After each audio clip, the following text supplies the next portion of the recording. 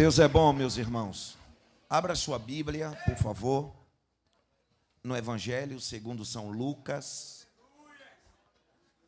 Pode colocar mais uma fileira de cadeira aí, por favor. Evangelho segundo São Lucas.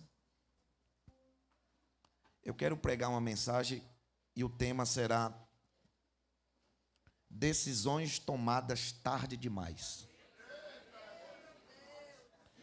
Vocês ouviram o tema? Decisões tomadas tarde demais.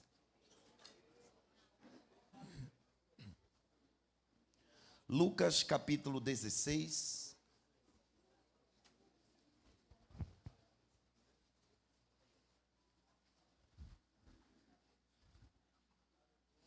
A partir do verso 19.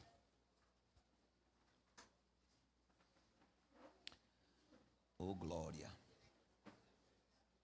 Lucas 16, verso 19. Obrigado, Neymar.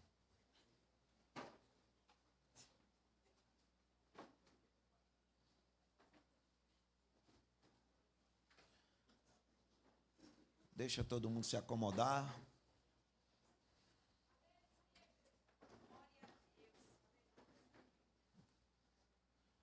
Vamos refletir com muita calma e cautela no que eu quero falar com os irmãos. Eu saí de casa com um propósito, com um pensamento no coração, de que essa ceia seria uma ceia de reflexão para nós. Amém? Uma ceia reflexiva.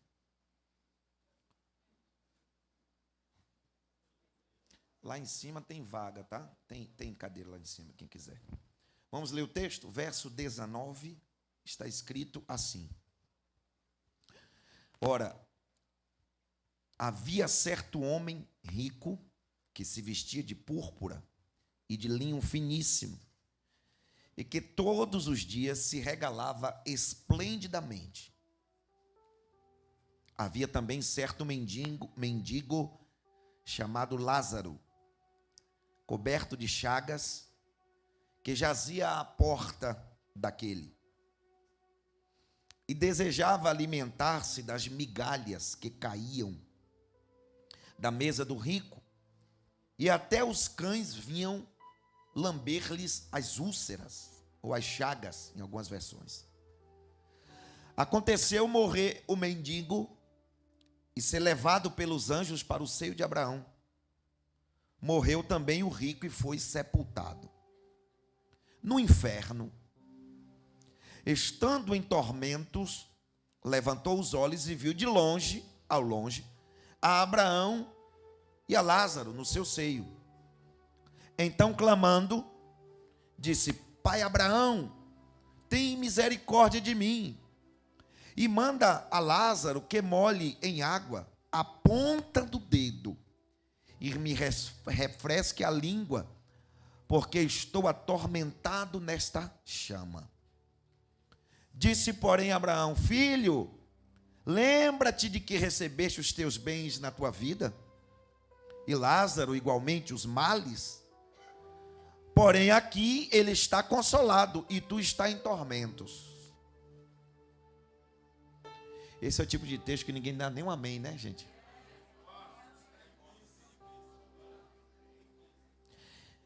E além de tudo, está posto um grande abismo entre nós e vós, de sorte que os que querem passar daqui para vós outros não podem, nem os de lá passar para nós. Então replicou: Pai, eu te imploro que mandes a minha casa paterna, porque tenho 5 irmãos, para que eles dê testemunho, a fim de não virem também para este lugar de tormento. Respondeu Abraão: Eles têm Moisés e os profetas, ouçam eles. Mas ele insistiu: Não, pai Abraão, se alguém dentre os mortos for ter com eles, arrepender-se-ão.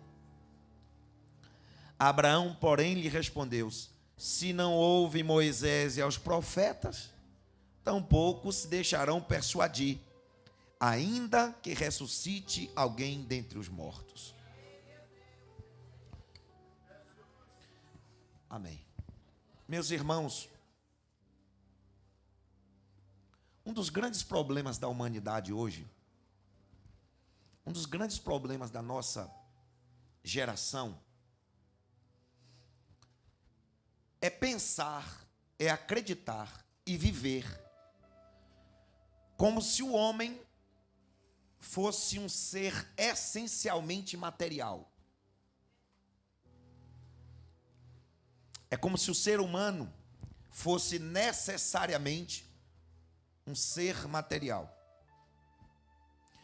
Gênesis 2, verso 7, diz a Bíblia que Deus formou o homem do pó da terra, e nós conhecemos o texto de cor. A Bíblia diz que Deus lhe soprou nas narinas o fôlego de vida, e a Bíblia vai dizer que o homem passou a ser um corpo vivente. É isso que está escrito?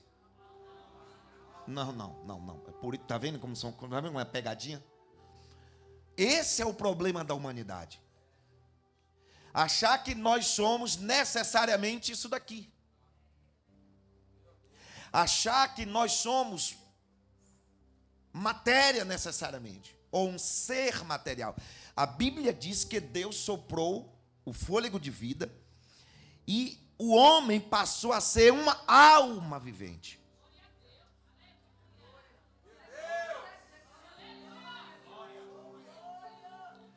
Nós passamos a ser uma alma, não diz corpo vivente, diz alma vivente. O homem não é um corpo vivente. O homem é uma alma vivente. Logo, nós devemos nos preocupar mais com as necessidades da alma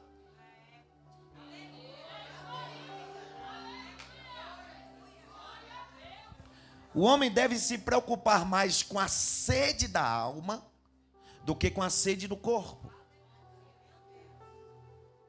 O homem deve se preocupar mais com a fome da alma do que a fome do corpo.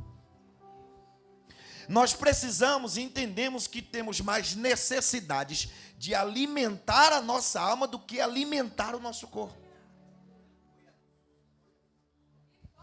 Significa dizer que nós temos mais necessidade de ir à igreja do que ir num restaurante.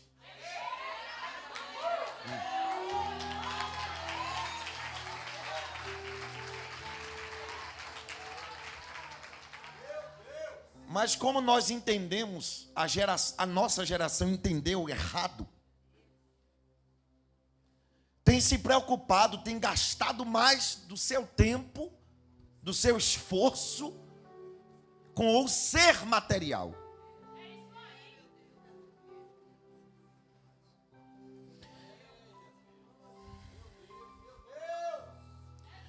A nossa geração está mais preocupada em suprir as necessidades do corpo do que suprir as necessidades da alma. O índice de suicídio é assustador. Quando temos uma doença no corpo, nós vamos até as últimas consequências, gasta às vezes tudo que tem e o que não tem, faz de tudo, percorre todos os médicos, vai em todas as farmácias, busca todo tipo de remédio, para que ele tenha a cura do corpo. Porque se a doença do corpo não for tratada, leva o corpo para o cemitério. Mas quando o homem tem um problema na alma, ele não tem a mesma atitude. Eu estou aqui só para a gente pensar. E o pior, muitas vezes até negligencia e nega a doença.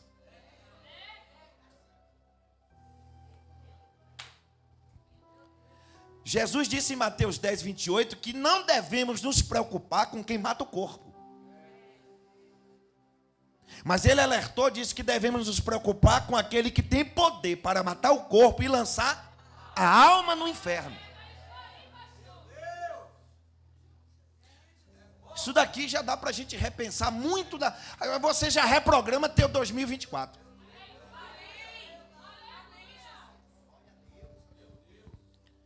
A doença do corpo, não tratada, leva o corpo para o cemitério. Mas a doença da alma, não tratada, leva para o inferno. Agora escute. Estou bem didático, bem devagarzinho. No corpo tem doenças que são incuráveis. Agora note no seu coração, todas as doenças da alma são tratáveis.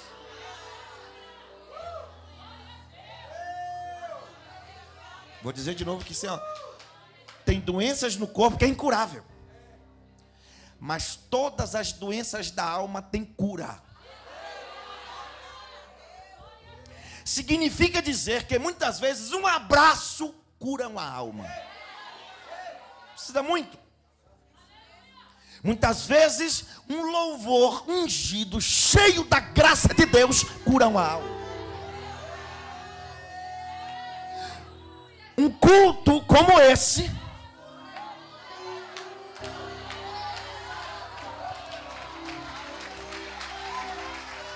um pedido de perdão cura a alma.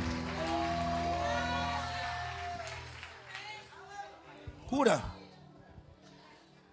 O homem não é um corpo vivente, é uma alma vivente. Nós somos tricotômicos, todos nós sabemos. Corpo, alma e espírito. 33% em cada parte. 2/3 do corpo humano é imaterial. Mais da metade do corpo humano é imaterial. Nós somos mais espírito do que matéria. Por isso, irmão, nós temos mais necessidade na alma do que no corpo. Temos mais carências em cuidar da alma do que do corpo. Eu estava dizendo para a Varesca que é por isso que a Bíblia diz que os filhos são a herança do Senhor. Por quê? Porque do filho só 33% vem de mim. O corpo vem de mim. Por isso que parece cabelo. Às vezes o narigão parece. Né?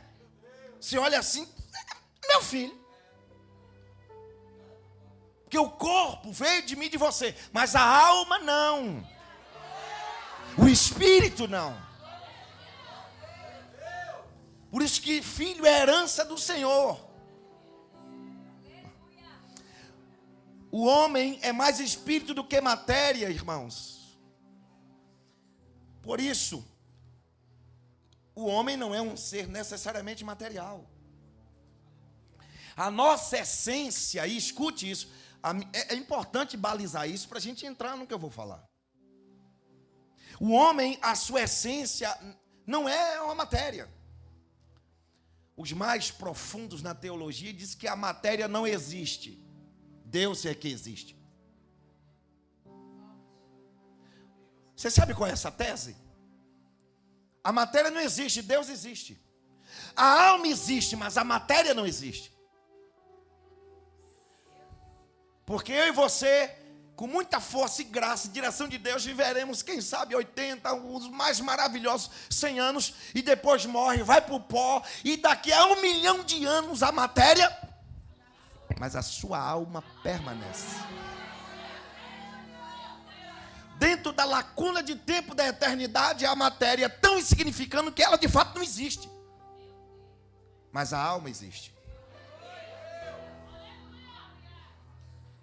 A alma existe. Então o homem, a sua essência é a alma. Você não é um corpo que vive. É uma alma que vive.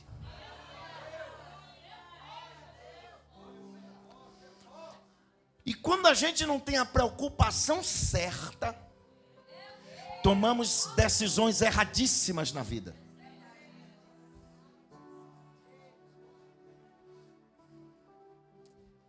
Quer ver? Abra comigo, Lucas capítulo 12. Veja, vocês vão ver como Deus chama um homem que acha que ele é corpo vivente. Olha como Deus chama essa pessoa. Não sou eu, está escrito. Lucas capítulo 12, verso 16. E lhes proferiu uma parábola, Jesus falando. Eu vou ser rápido, porque os irmãos estavam abertos aí já praticamente no texto. E lhes proferiu uma parábola dizendo: o campo de um homem rico produziu com abundância. E arrazoava. Olha o homem rico, o seu campo prosperou, produziu muito. E aí ele está pensando com ele mesmo. Ele está em um monólogo. Ele pensou com ele mesmo, dizendo: que farei? Se ele está falando para aí, que farei? Pois não tenho onde recolher meus frutos. E disse isso então: destruirei os meus celeiros, reconstruí-los-ei maiores, e aí recolherei o meu produto e todos os meus bens. Então direi para minha alma, olha que visão equivocada. Então direi para minha alma: tens em depósito muitos bens para muitos anos. Descansa, come e bebe e regala-te. Aí Deus vai acabar com esse monólogo, entrando na festa dizendo: você é um louco. Não, é difícil dar aleluia e glória. Fica tranquilo, não estou preocupado com isso. Não estou. Aí Deus olha para essa pessoa e diz: você é louco. Você é um louco. Para Deus, quem inverte os polos, Ele tem um olhar de loucura.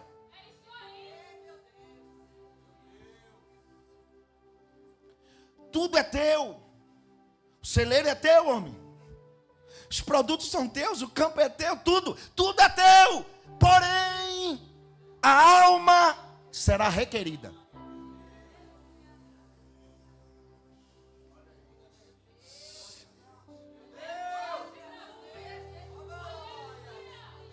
A sua alma tem dono. E ela será requerida.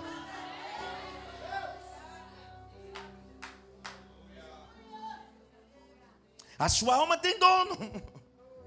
Na cabeça desse homem aqui, pastor Tonei, olha, por favor. Na cabeça desse homem, ele viveria facilmente mais uns 30 anos. Na cabeça dele. Aí Deus diz: você é louco. Esta noite. Não dá para dar um aleluia, gente, não dá. Esta noite você terá um encontro com a morte. E o que tem preparado? Para quem será? E a sua alma? Esse homem não planejava morrer tão cedo.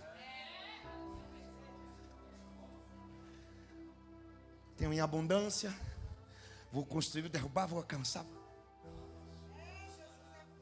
Aí Deus diz assim: você é louco.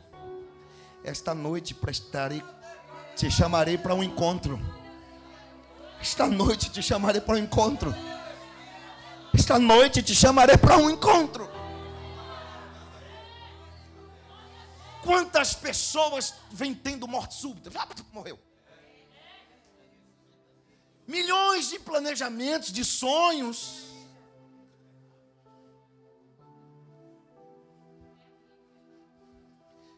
Eu já imaginava isso, irmãos. Fiquem tranquilos.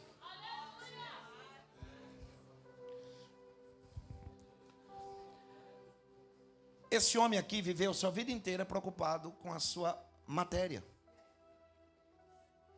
Preocupado com a necessidade do corpo, sem se preocupar com a necessidade da alma. Eu te dei um exemplo.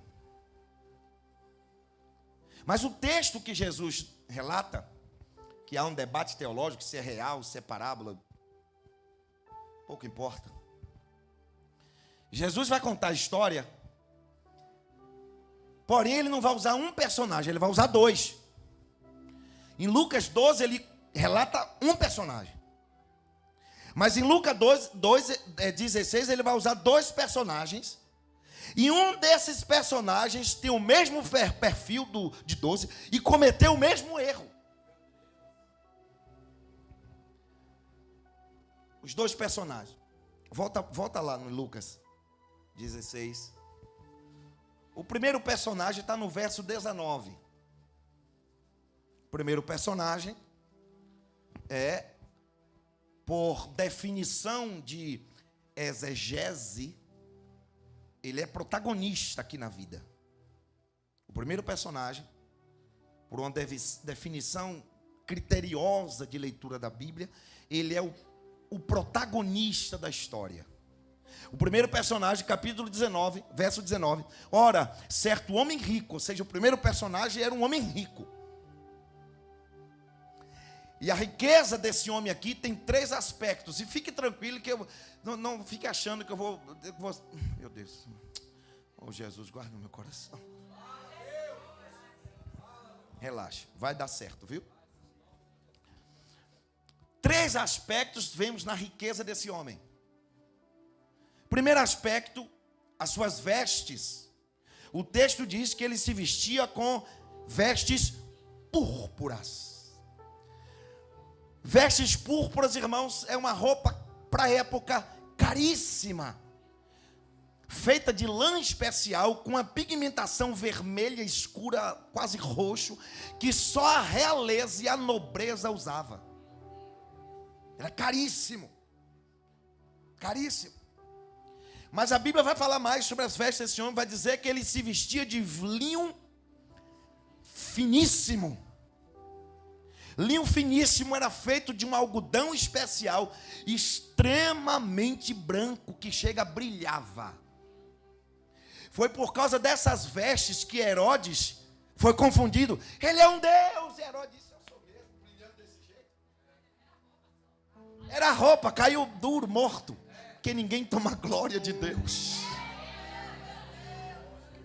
Mas era um algodão extremamente branco. Caríssimo. E mais, a Bíblia vai dizer que esse homem, olha o aspecto da riqueza desse homem, todos os dias se regalava esplendidamente. Na casa desse homem, todos os dias tinha festa. Todos os dias tinha banquetes. Olha para cá, não era anualmente, não era mensalmente, e nem era semanalmente, eram todos os dias. Todos os dias ele se banqueteava com os amigos. É realmente para a gente pensar. Eu estou olhando para vocês assim, vocês estão assim, ó. Todos os dias na casa desse cidadão tinha festa, banquetes. O texto diz que se regalava esplendidamente. O homem tinha tudo, rico, esbanjava. Era o típico bilionário de hoje. Típico bilionário. Nem os bilionários de hoje estão fazendo isso.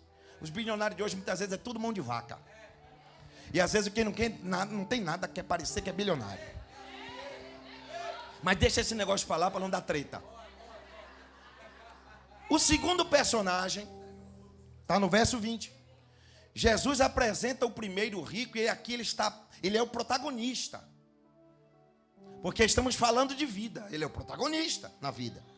Aí o segundo personagem, verso 20, Jesus vai dizer: havia também certo mendigo chamado Lázaro, coberto de chagas, que jazia à porta daquele. O outro personagem da história é um pobre, um mendigo. E também aqui existem 3 aspectos da pobreza desse mendigo. Primeiro aspecto, ele era mendigo. Porque não bastava ser pobre. Porque pobre por pobre, irmão, eu estou vendo que qualquer coisa eu estou aqui, viu, gente? Viu? Mas ele significa que ele não tinha dinheiro, ele não tinha casa, ele não tinha nada, não tinha nada. Que é zero, pobre, mendigo.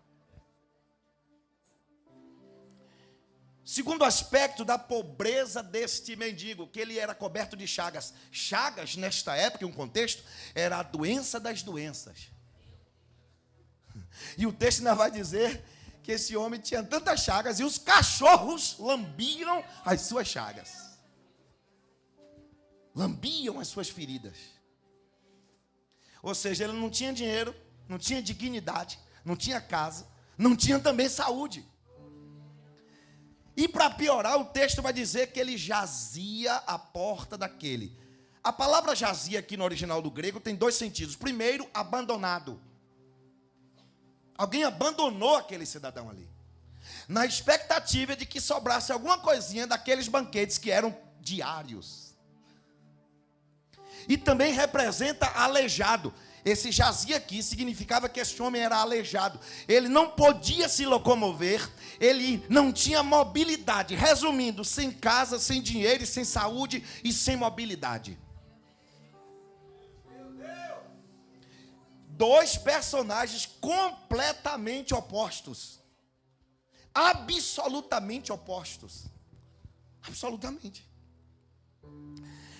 Jesus vai contar essa história. Dois personagens, um extremamente rico, outro extremamente pobre. Antagônicos. E no verso 21, Jesus vai retratar qual era a relação dos dois. Jesus é didático, né? Apresentou no 19, um, diz 20 outro. E no 21 ele vai relatar a relação. A relação era assim: o pobre mendigo desejava alimentar-se das migalhas que caiu da mesa do rico. Desejava, nunca comeu. E os cães vinham lamber as úlceras. Nem a migalha sobrava para aquele miserável. Veja bem, irmãos, estamos falando de uma cara que tinha banquete todo dia. Você lembra qual era o tema da mensagem? Decisões tomadas tarde demais. E eu comecei fundamentando que o homem não é necessariamente um ser material. O homem é uma alma que vive. E aqui eu dei um exemplo de um homem que priorizou, que inverteu os polos, e Deus disse: você é louco, a tua alma vai ser requerida agora. E aqui Jesus traz um exemplo e usa dois personagens. Um extremamente rico, um outro extremamente pobre. Duas realidades completamente absurdas e diferentes. Dois homens completamente diferentes, antagônicos. Mas no verso 22, Jesus iguala os dois. Eu estou crescendo, ó irmão. Ó. 19, 1, 20 outro, 21 iguala. E no 21 mostra a relação dos dois. E no 22 Jesus vai igualar os dois. Ó. O texto vai dizer: aconteceu que morreu o mendigo. E aqui agora já muda o protagonismo. Não, vocês não estão entendendo, vocês estão voando. Perceba que em vida o protagonista era o rico. Mas quando entrou um cenário de morte, Deus muda os polos. E o protagonista agora vai ser o mendigo. Eu estou sentindo a presença aqui já, sabe, com essa palavra. Aleluia. O texto vai dizer agora, nesse versículo, que os dois vão se encontrar. É uma encruzilhada que ninguém está livre. Eu estou sentindo a presença de Deus. Jesus vai igualar os dois, porque morreu um. E o texto vai dizer: morreu também o rico. A morte é o nivelador de todas as pessoas. Irmãos, pelo amor de Deus, fale alguma coisa para Jesus. Fale. A morte iguala todo ser humano.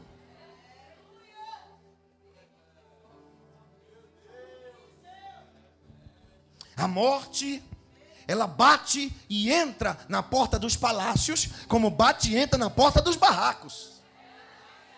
A morte, ela não está nem aí se é pobre, se é rico, não está nem aí qual é o contexto social. Quando ela diz: vou lá. O máximo é adiar. Tanto é que o mendigo morreu primeiro.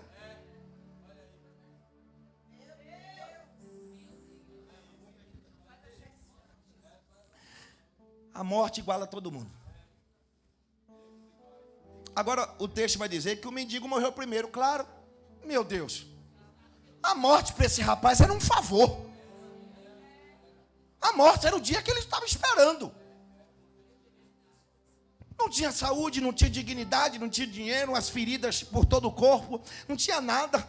Era só questão de tempo, ele estava esperando. Porém, a morte do rico foi súbita. Oh.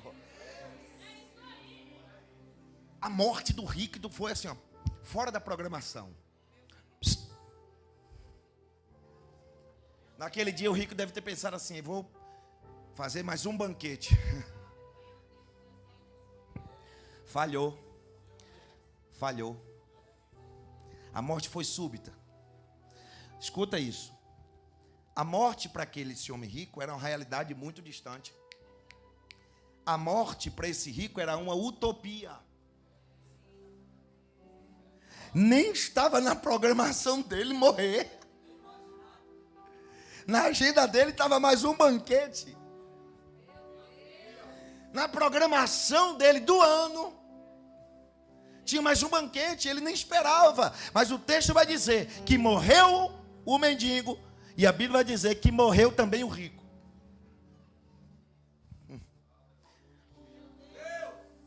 Calma. Na vida, o protagonista era o rico. Na morte, os papéis se invertem. Porque no critério de exegese, agora o primeiro vem o pobre, o mendigo. Certo?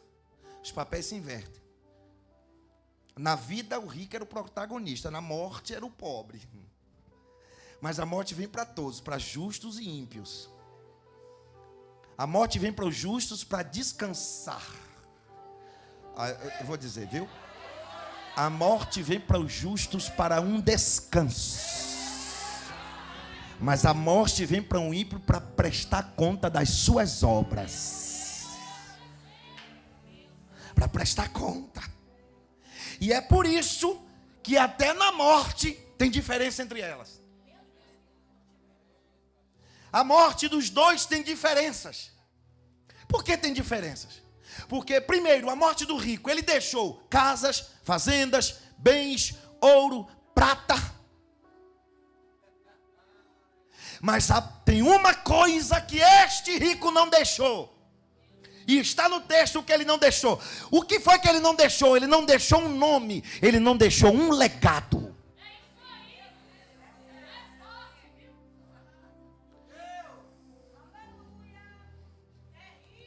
Não deixou um legado. Qual foi o exemplo desse homem a ser seguido? Quais foram as suas obras a serem copiadas? Mas o texto vai dizer que com o mendigo foi diferente. O mendigo morreu, não deixou casa, não deixou bens, não deixou herança, mas deixou um nome. Lázaro é o nome dele. Deixou um nome.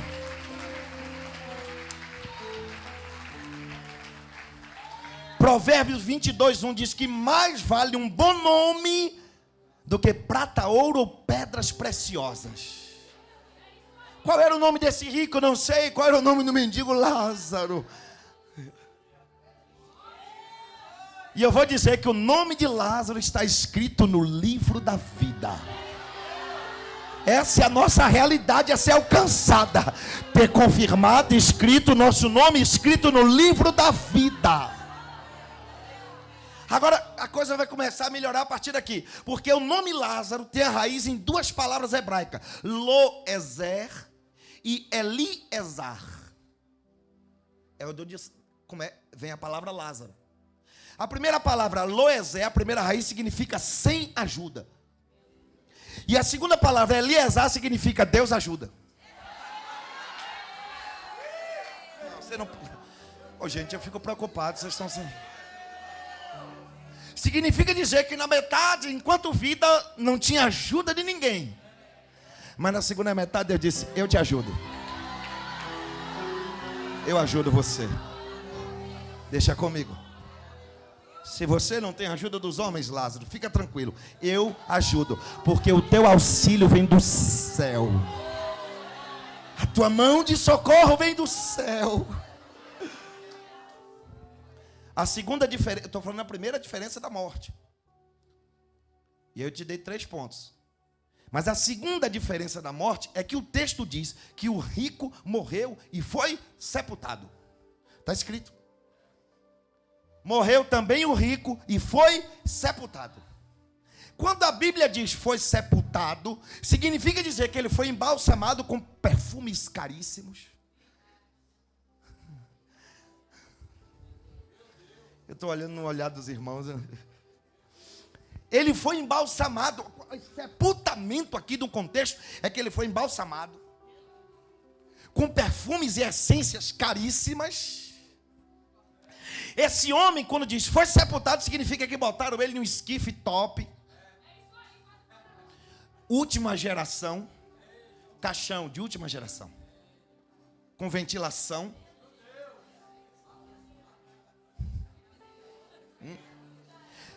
Levado pelos seus amigos em um cortejo. O sepultamento aqui, irmão, era um cortejo que ia um flautista tocando na frente. Atrás dos flautistas e as choradeiras, as carpideiras. Aí escarrava, sai.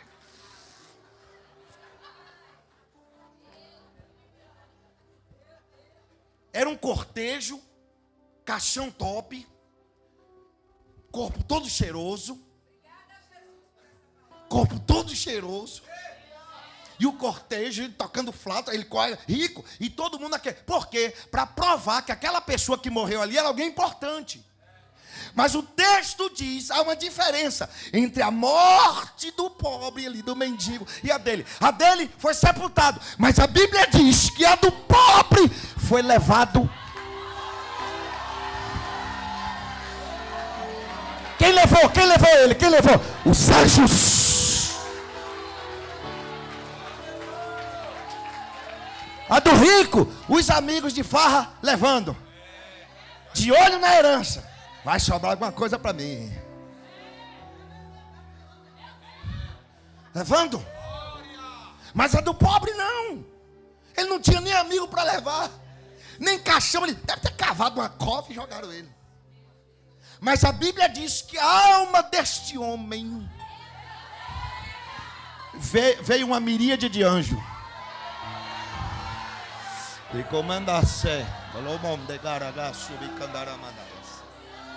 Os anjos levaram esse homem.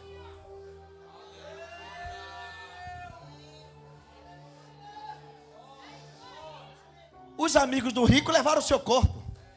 E sabe por que os amigos de rico levaram o seu corpo? Porque o corpo estava cheiroso. E sabe por que os anjos não levaram o corpo dele? Porque a sua alma estava com chagas. Não, você não entendeu não, tá perdido. Os amigos só levaram o corpo desse homem porque o corpo estava cheiroso.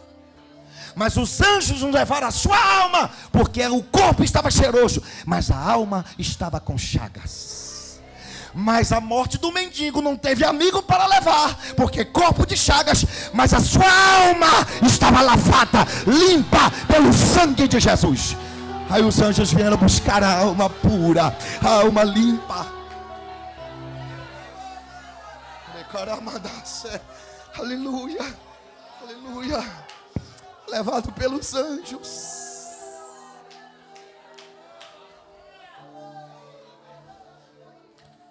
Estou sentindo a presença, irmão. Deixa eu.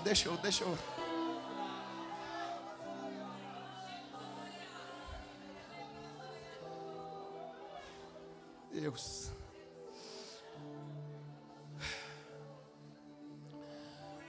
Tudo que sobrou para esse homem foi uma sepultura, uma lápide bonita, uma tumba fria, mas os anjos não levaram a sua alma.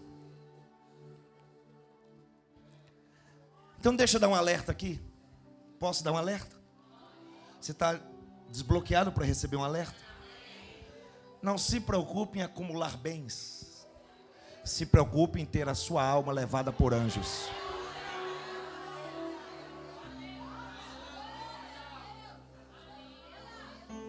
Se preocupe em ter a sua alma, porque quando esse dia chegar,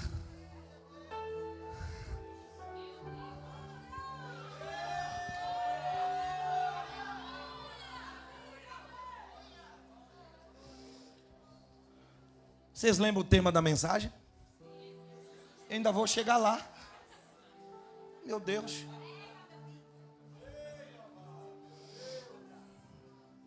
Terceira diferença. Ainda estou nas diferenças agora. Diferença da morte. Terceira diferença. Lázaro morreu. E o texto diz: foi levado. Como é que diz o texto? Foi levado. Levado por quem? Pelos anjos. Para onde? Para o seio de Abraão. Agora o texto diz que alguém levou aquele homem para o inferno? Não. Significa dizer que para o céu Deus leva. Para o inferno o homem vai com as próprias pernas. Não precisa de muito esforço para ir para o inferno, não, viu?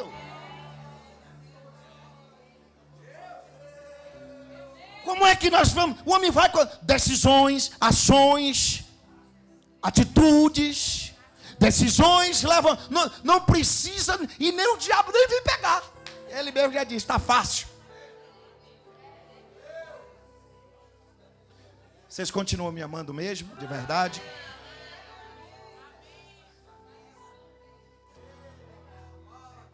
O anjo veio levar, anjos levaram a alma do homem, mas o homem e o outro foi para o inferno e ninguém levou. Não precisou, ele com as decisões dele estava com passaporte garantido. A catraca era automática, tipo porta de shopping. E já caiu num fosso de chamas. Não teve entre sala, purgatório, isso não existe, não. Essa linha mais quente, vai aumentando o calor, o negócio é de vez. Não diga assim: eu ligo o ar, não. Foi levado pelos anjos. Ele foi sozinho com suas próprias pernas, irmãos. Somos nós que decidimos para onde nós queremos ir. É uma decisão minha e sua. Porque fazemos escolhas erradas. Tomamos decisões erradas. Tratamos mais a matéria mais importante do que a alma. Agora, Deus nos ajuda a ir para o céu. Quem quer a ajuda de Deus para ir para o céu? Você não é louco, né? Quem quer a ajuda de Deus? Então se prepara para esse dia, viu? Se prepara para esse dia, é agora. A gente tem que se preparar, é agora. A gente não sabe. Quarta diferença entre o rico, entre a morte de um e a morte do outro. Quando a Bíblia narra a morte do mendigo, eu não vou detalhar em minúcias, senão perde muito tempo, assim, no sentido de tempo, tá? Não é que perder. Mas você vai olhar na sua Bíblia que quando narra a morte do mendigo chamado Lázaro, o sinal gramatical é ponto e vírgula, tá aí? Ou é só na minha? O sinal gramatical é ponto e vírgula. Mas quando narra a morte do rico, qual é o sinal? Ponto final. Ai, rapaz. Ponto final em uma história, um escritor escreveu alguma coisa, ponto final significa é o fim da linha. Acabou o ciclo, não tem mais jeito. Quando o escritor usa esses sinais, agora quando ele usa um ponto e vírgula, quando o escritor escreve um ponto final, acabou. Quando ele bota uma vírgula, significa que vai ter. E quando ele bota um ponto e vírgula, significa que tem uma pausa maior.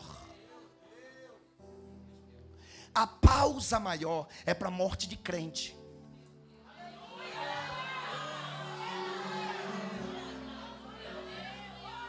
Inclusive tem uma turma grande de crente que já foi antes de nós. É a pausa maior. Você não entendeu? Uma pausa. Significa que a morte de quem não prioriza Deus. Ponto final. Depois disso, o juízo. Depois disso, como diz, largo de fogo. Mas a morte do santo, a morte de quem prioriza Deus, a morte de quem a alma é lavada, é ponto e vírgula. Tem uma pausa, mas não é o final da história. Não é o final da história. Paulo, quando escreveu aos Colossenses, capítulo 4, verso 16, diz assim: portanto, o Senhor mesmo, dado a sua palavra de ordem, ouvida a voz de arcanjo, ressoada a última trombeta, Deus, Cristo, descerá dos céus com os seus anjos, e os mortos, a pausa vai ser interrompida, os mortos ressuscitarão primeiro, e nós, os vivos, vamos ser transformados e vamos subir juntos. Essa é a promessa de Deus. Essa é a promessa de Deus. Então, eu vou te dar um chavão aqui, por favor. É uma coisa que desce assim. Deixa eu dizer: crente não morre, volta para casa. Vou dizer de novo: crente não morre não. Ele volta para a pátria celestial.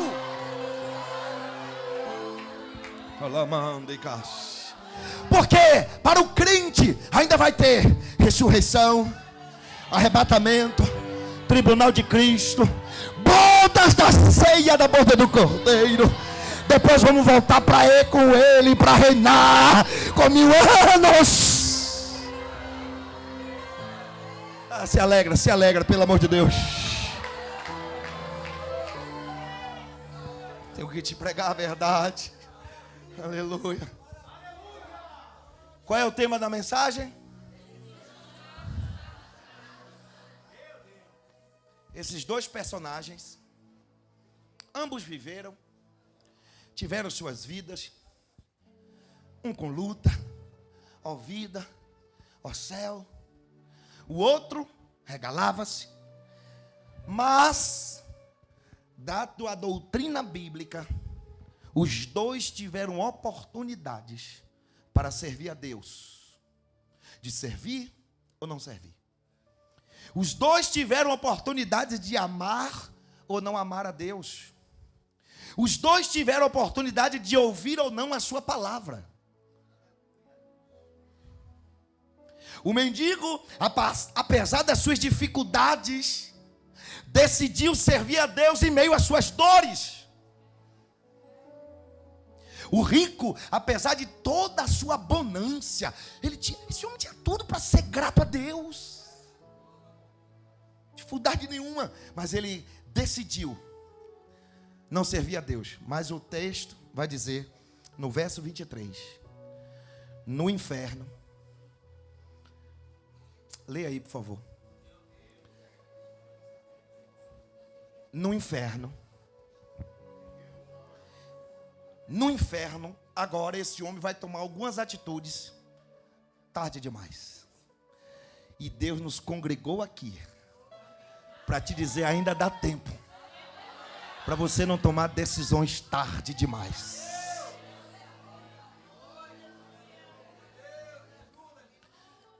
Lá, quando chegou no inferno, aí ele vai decidir tomar decisões. Primeira decisão, tarde demais. Versículo de número 23. No inferno, estando em tormentos, levantou os olhos. Foi o que ele fez? Levantou os olhos. Primeira decisão, tarde demais. Olhar para cima. Esse é o tema do nosso o retiro dos homens.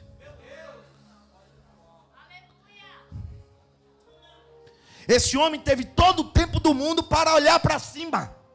Teve todo o tempo do mundo para focar nas coisas de Deus. Mas lá no inferno, ele decide, aí sim, olhar para cima. Mas já era tarde demais. Já era tarde demais. Toda a sua vida ele olhou para cima, não valorizou, não olhou para cima, não valorizou as coisas de cima, não se envolveu com as coisas de cima, não pensou nas coisas de cima, não investiu seu tempo e seu dinheiro nas coisas de cima. Ele escolheu viver a sua vida inteira olhando para baixo. A vida inteira. Agora escute que eu vou te dizer essa informação aqui. A palavra homem significa aquele que olha para cima.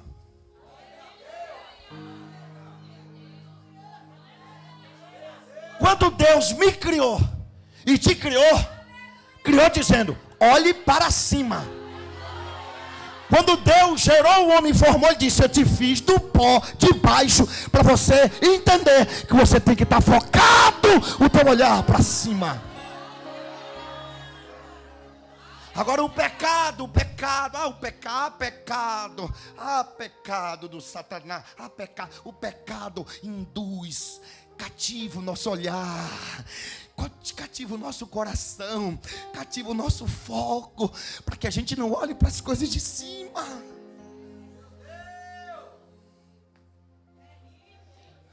Cativa.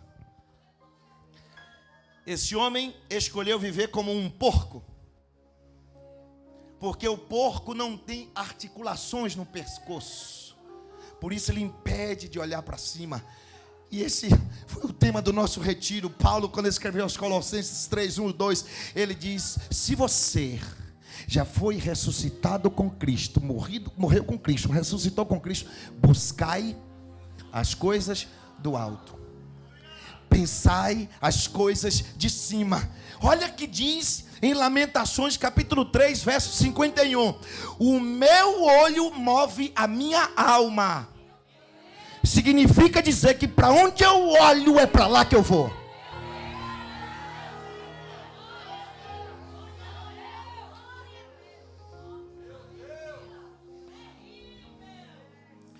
Se eu e você decidirmos passar a nossa vida focado, concentrado, olhando para baixo, irei para baixo no final. Se eu colocar como propósito de vida, como um estilo de vida, como entendendo a minha identidade, olhar para cima, ao final estaremos lá com Ele para sempre. Deixa eu perguntar para você: para onde você está olhando?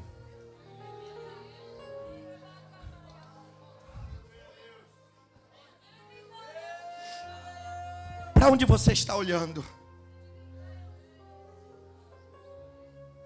Esse homem, quando chegou lá no inferno, disse: agora vou erguer os olhos. Tarde demais. Agora já era. Agora vou levantar a cabeça, vou olhar para as coisas de Deus. Foi tarde demais. Você está se ocupando com as coisas de Deus? Você tem dedicado tempo às coisas de Deus? Então eu vim aqui te dizer, nessa manhã de ceia, te dizer que ainda dá tempo. Me ajuda a pregar, por favor. Diga para uns 4 irmãos, diga: ainda dá tempo. Diga isso: ainda dá tempo. Ainda dá tempo. Pastor, por que então eu devo olhar para as coisas de cima e não para baixo? Primeiro, se você olhar para baixo, você vê derrota. Mas se você olhar para cima, você vê... Se você olhar para baixo, você vê pecado. Mas se você olha para cima, você vê santidade de Deus. Se você olhar para baixo, você vê doenças, tragédias, pragas. Mas se você olhar para cima, você vê o Jeová Rafá, o Deus que cura, o Deus que sara. Então me ajude a pregar, eu estou sentindo a presença. Diga para o irmão, diga isso, pelo amor de Deus. Olhe para cima, rapaz, levanta a sua cabeça. Não temos mais tempo a perder. Aleluia. Escute isso, por favor, escute isso. Abraão olhou para cima e viu a cidade em que Deus era o arquiteto e fundador. Jacó olhou para cima e viu a escada que dava até o céu. Isaías olhou para cima e viu o Senhor assentado em alto e sublime trono. Ezequiel olhou para cima e viu a carruagem da glória de Deus. Jesus olhou para cima e viu o Espírito descendo sobre ele como uma pomba. João olhou para cima e viu o céu aberto por uma porta. Aleluia. Estevão olhou para cima e viu Jesus assentado à direita de Deus e ficando em pé. Enoque olhou para cima e viu a vinda dos santos de Deus. Olhe para cima, olhe para cima, olhe para cima. Diga isso, irmão, vamos sacudir esse negócio aqui hoje. Levanta a cabeça, meu rapaz, olhe para cima, rapaz. Erga a tua cabeça.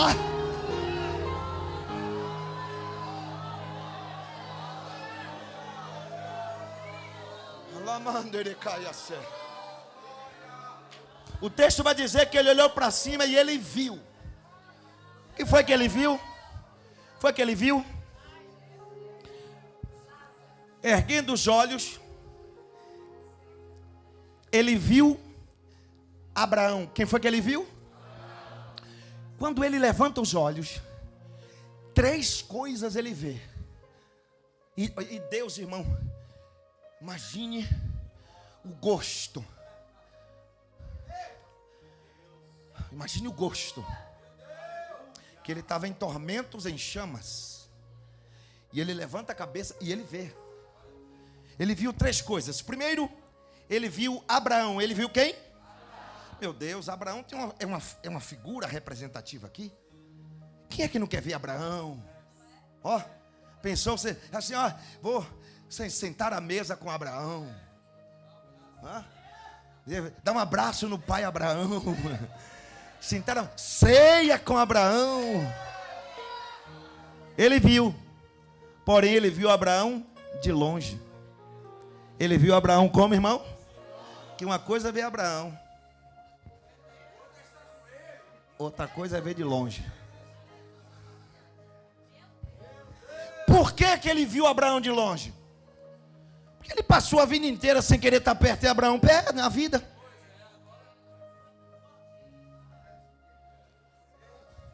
Passou a vida inteira sem querer seguir o exemplo de Abraão.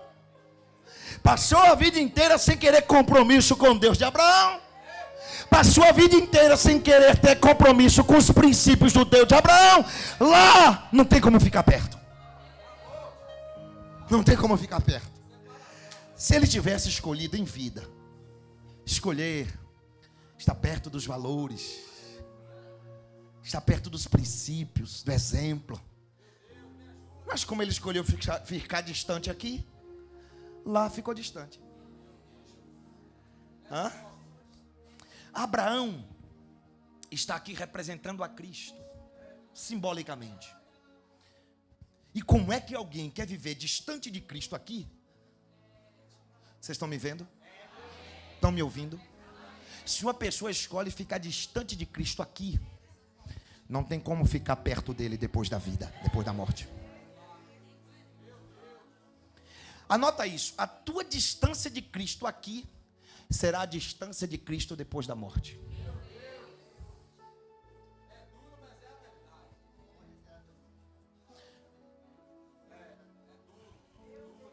Paz, você escolheu um dia para vir para a ceia, viu?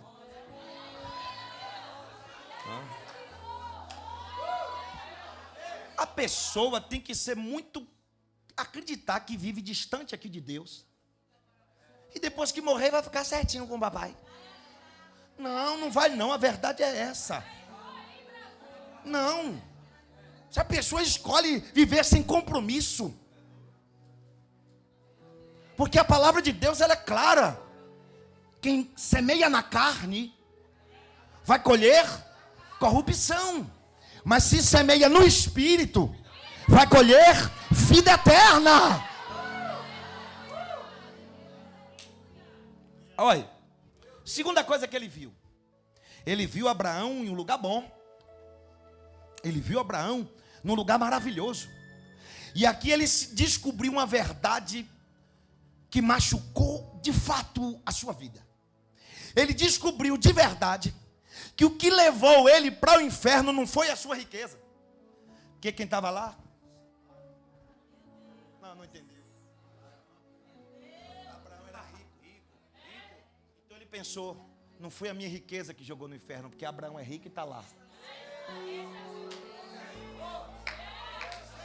Anote. Não é pobreza ou riqueza que te leva para o inferno. É como eu decido viver essas duas realidades. Porque tem muito crente aí santo, homem de Deus e rico. E tem muito crente pobre, miserável, ímpio, com coração.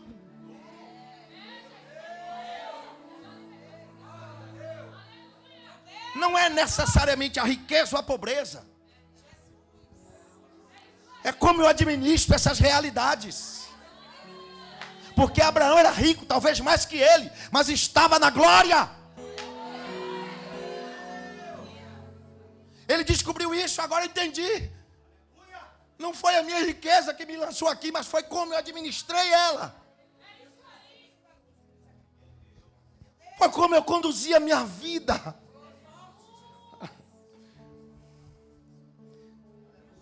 Abraão, sem dizer nada para ele, estava dizendo assim: o teu problema não foi o dinheiro, homem.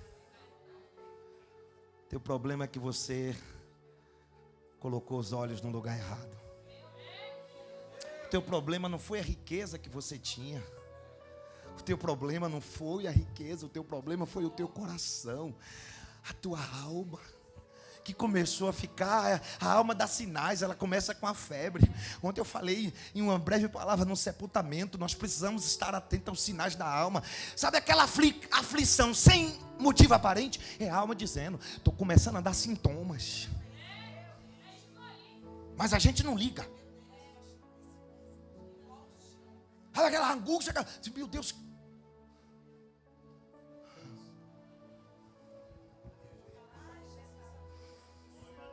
O problema foi o que ele fez com a riqueza.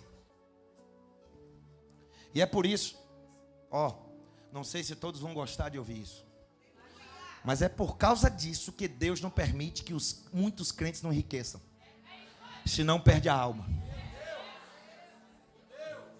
Porque é melhor você entrar pobrinho no céu do que passar uma eternidade em tormentos eternos.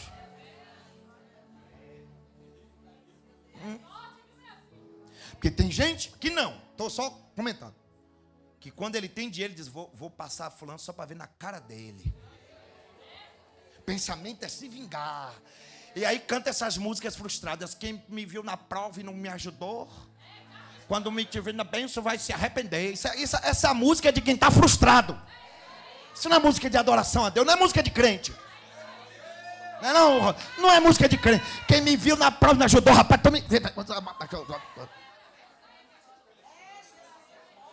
aí eu não pode ter um carrinho que ele diz, vou passar ali só para te charlar. E que não pode ter dinheiro que quer pisar nas pessoas. Se acha o máximo, meu Deus. Deixa eu dizer, a realidade, irmão, para o crente, que tudo que temos é Deus, que Ele é o dono. Ele nos dá para administrar e vai prestar conta depois. Vamos prestar conta. Aí a pessoa não investe no reino. O discurso é Senhor, se tu abrir essa porta, já sabe, pai, aquilo está garantido na obra.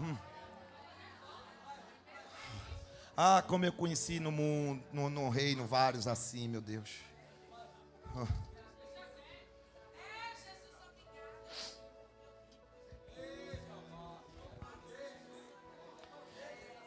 Terceira coisa que ele viu. Ele viu o mendigo no seio de Abraão. Seio de Abraão aqui fala de provisão. Seio de Abraão aqui fala de ceia, fala de banquete. Em vida ele era o protagonista, mas na morte o inverteu os papéis. É como se Deus estivesse dizendo aí você tinha banquete, mas aqui tu não tem nada. Agora quem tem é Lázaro. Lázaro tem banquete. E mais, lá ele não tinha companhia de ninguém, mas aqui ele já começa com a companhia de Abraão. Irmão, é um pensamento meu, tá? Deixa eu pensar. Não se meta nos meus pensamentos, eu só vou falar. Imagino Abraão. Não, Abraão deveria estar aqui assim na mesa. O papai Abraão é o chefe. Imagino o recém-chegado Lázaro. Fica aqui, meu filho. Pertinho de Abraão, olhando assim. Aí ele está assim olhando para Abraão. Quando ele olha, que está chegando Jacó. Ai, meu Deus, Jacó. Jacó, meu Deus, Jacó. Quando ele está assim olhando para Jacó, quando ela fala, Isaac. Ele bem não se recuperou, que ele dá uma piscadinha de olho e chega Davi. Que esse aqui, ele não tinha companhia. Na ceia, ele tem companhias espirituais maravilhosas. Então vale a pena servir a Deus. Vale a pena. O que foi que sobrou para aquele rico? Sobrou. Verso 24. Pedi para que Lázaro molhasse a ponta do dedo. Meu Deus, o homem aqui tinha banquete, se regalava. Aí agora ele está pedindo apenas que molhe a ponta do dedo. A pontinha do dedo. E o pior, meu irmão, aqui agora é forte, porque foi negado. Nem uma gotinha. Nada. Foi negado. Quando ele olhou para cima, foi tarde demais. Quando ele resolveu focar nas coisas de Deus, não tinha mais jeito. Já foi tarde. Por que você tem que focar nas coisas de cima? Deixa eu te dizer, Jesus é de cima. O Espírito Santo veio de cima. Salvação te leva para cima. O fogo do Espírito veio de cima. A provisão que você precisa vem de cima. E é para lá que a igreja vai. Deixa eu ver aqui, deixa eu ver. Olhe para cima. Segunda coisa que ele decidiu tarde demais. Ele decidiu, verso de número 24. Então, clamando. Segunda decisão, tarde demais. Clamar. Orar. Orar é uma boa decisão, irmãos? Orar é de Deus? Clamar a Deus é de Deus? Mas tem que ser agora.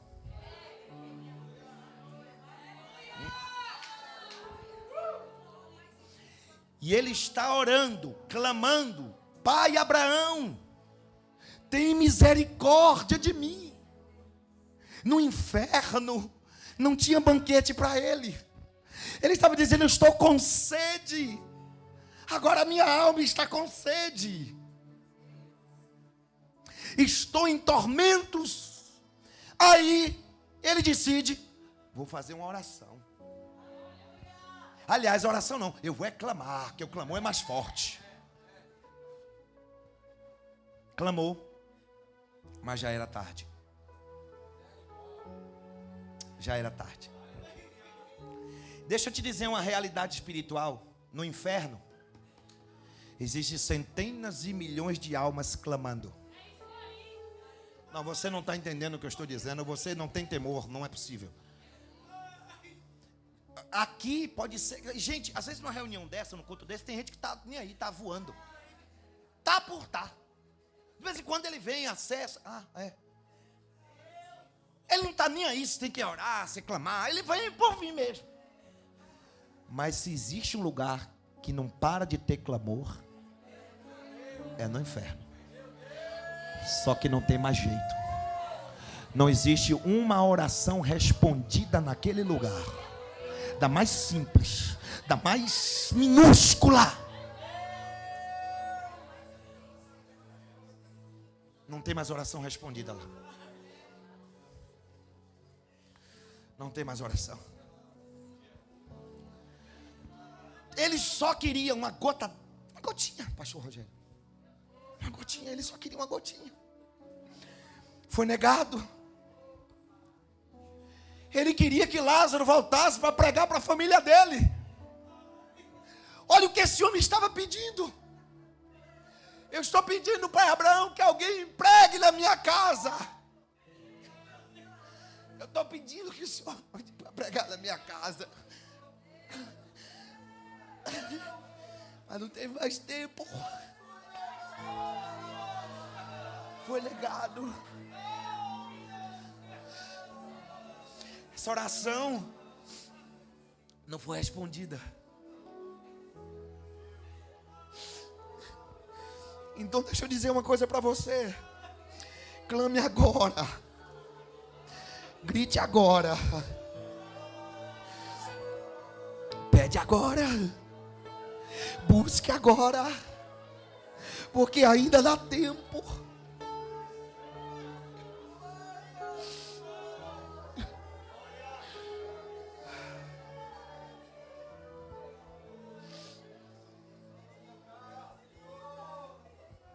O que é que esse homem decidiu ser?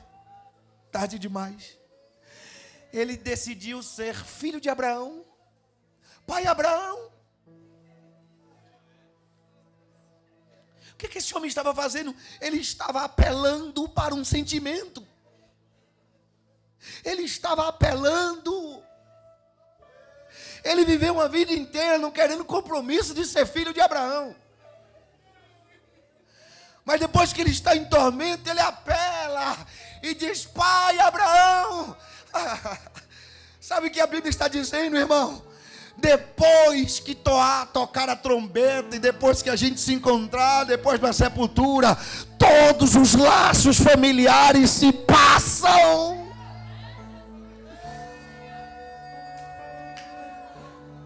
Quando chegar lá, Jesus não vai perguntar: você é filho de quem? Você é irmão de quem? Ele vai perguntar assim: quem é você? Ele vai olhar: deixa eu ver se tem o seu nome escrito no livro da vida. E deixa eu dizer uma coisa para você: eu e você não podemos ouvir aquela frase terrível: nunca vos conheci.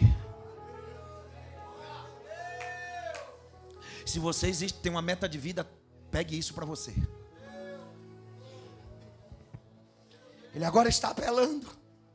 Ele é israelita, filho de Abraão, está tentando sensibilizar Abraão. Nunca quis viver como um filho, nunca quis compromisso com Deus de Abraão, nunca quis compromisso com os valores de Abraão. Mas quando a trombeta tocar, irmão, e não tem como. E deixa eu dizer uma coisa para você: o maior laço de parentesco na terra é marido e esposa.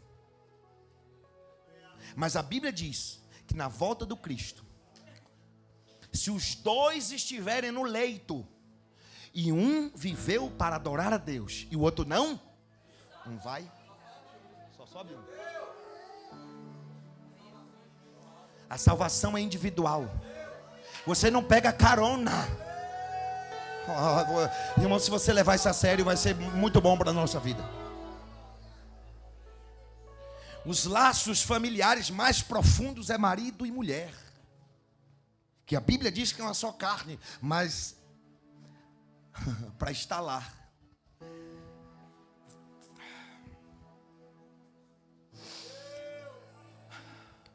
não importa se você é filho de crente, não importa se você é neto de crente, não importa se temos carteiras ministerial, se vivemos para a glória de Deus. Título, honrarias, nada. É ter o nome escrito no livro da vida. É viver uma vida de louvor a Deus.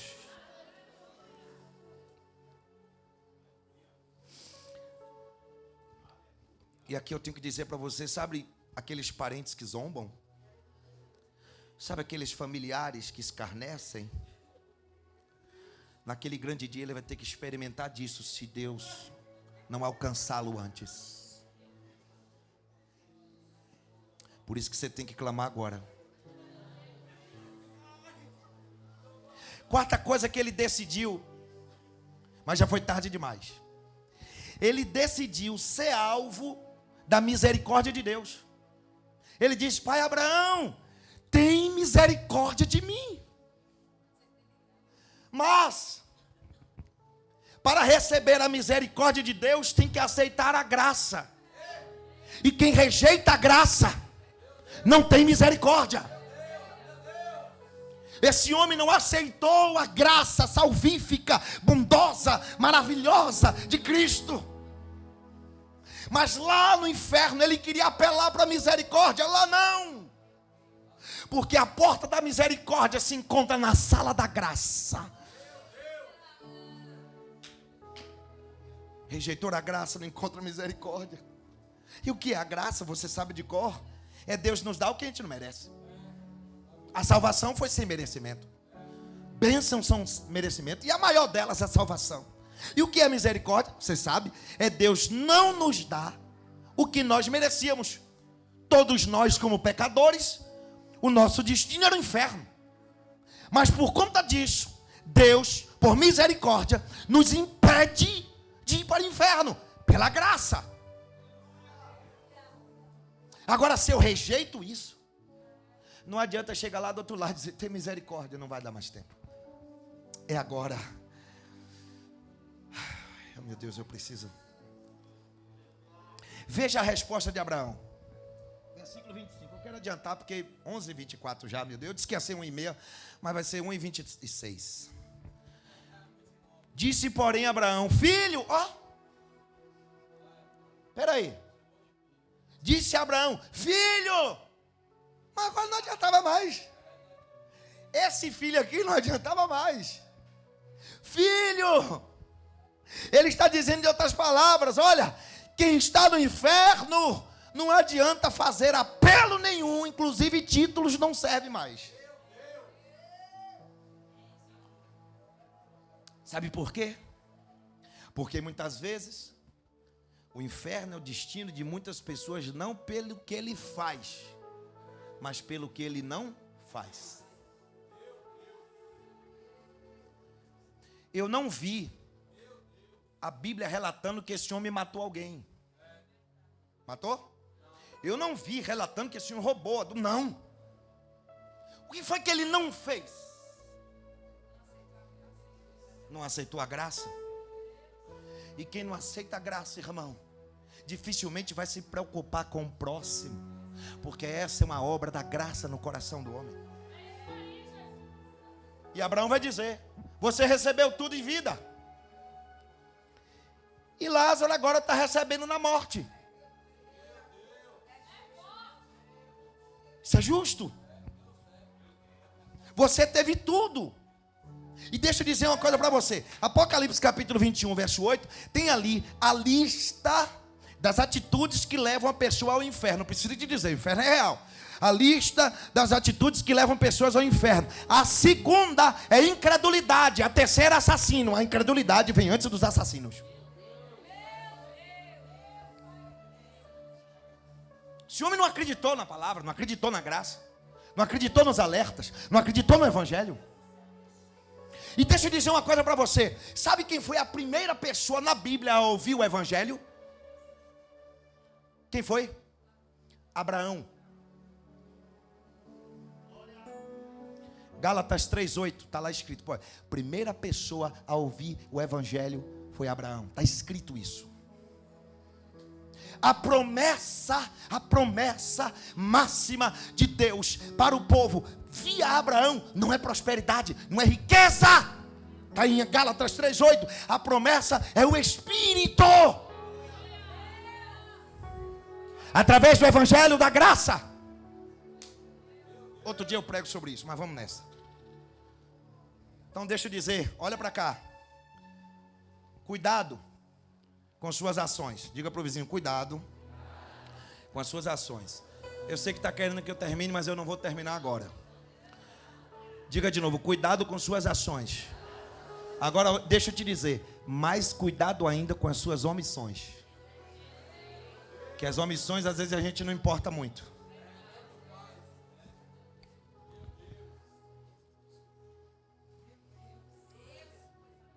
Próxima decisão que foi tarde.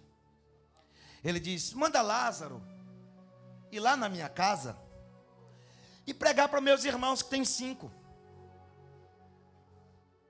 Que é decisão errada aqui? Agora, ele resolve abrir a porta da sua casa para Lázaro. Lázaro viveu uma vida inteira na porta. Ele nunca deixou Lázaro ter acesso. Quando ele está lá no inferno, ele diz, manda Lázaro voltar e ter acesso à minha casa e pregar para meus irmãos. Tarde demais. Tarde demais. Você sabe o que é a evangelização? Olha essa frase. A evangelização é um mendigo pregando para outro mendigo que encontrou pão. Evangelizar alguém é um mendigo dizendo para o outro, eu encontrei pão, rapaz.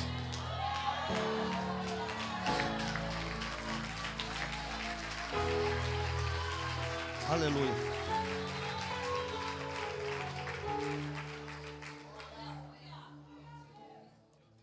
Porque esses 2 homens eram 2 mendigos. Um mendigo do corpo e o outro mendigo da alma. Eles precisavam não ter acesso um ao outro. Porque o rico tinha um pão para o corpo. E Lázaro tinha um pão para a alma. Lázaro representa o papel da evangelização. Que poucas pessoas lhe dão acesso. Aí depois lá vai dizer, manda alguém para evangelizar. Tarde demais. Quer salvação na sua casa? O restante não quer? Ah, tá. Pode ser uma pergunta retórica, mas sei lá, né? De repente tem alguém chateado com o familiar, não quer nem ser salvo, não sei o crente, sei lá. Mas vou perguntar de novo. Quer salvação para sua casa? Permita que o evangelho entre. E sabe quem é o pregador do evangelho na sua casa? Você, mendigo. Você que leva o pão. Clame agora. Deixe Lázaro entrar na sua casa. Permita Lázaro ter acesso. Lázaro é o Jesus. Porque ele tem pão vivo. Ele tem palavra de vida. Lá no inferno ele decide, deixa Lázaro entrar. Meu Deus, o homem nunca deixou Lázaro entrar. Nunca deixou. Hoje eu estou meio, sei lá, estou meio assim, meio eu.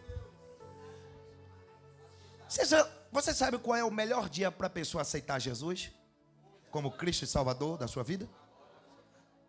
Não. É o dia da sua morte. Que dia você vai morrer? Sabe não? Então é melhor hoje, viu? Eu vou perguntar de novo.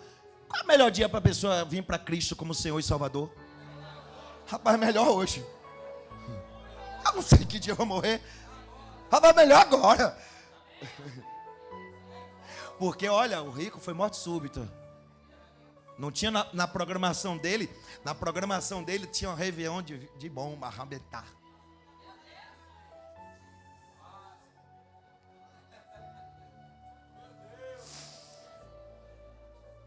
Ai, Deus.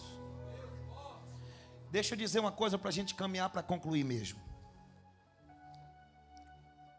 Existe nesse momento centenas e milhares e milhares e milhares de almas que estão no inferno, preocupado com os perdidos que estão na terra. Existem centenas e milhares de almas no inferno agora que estão preocupadíssimos com os perdidos que estão aqui.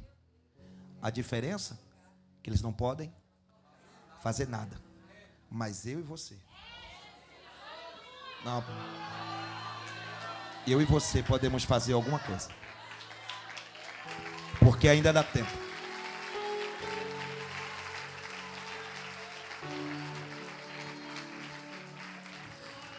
Depois que ele está no inferno, queria a salvação da família. Já era tarde. Depois que ele está longe, ele se preocupa em Deus salvar a sua casa. Deus precisou mostrar para ele um lugar de tormento, viver no lugar de tormento. Você sabe por que a igreja muitas vezes não evangeliza como tem que ser? Porque Deus precisa me mostrar, 15 segundos, os tormentos que existem no inferno. Aí agora tem os pregadores né? Vamos falar do céu, não pode falar do inferno, e essa coisa retrógrada. É por isso que a igreja está assim adormecida.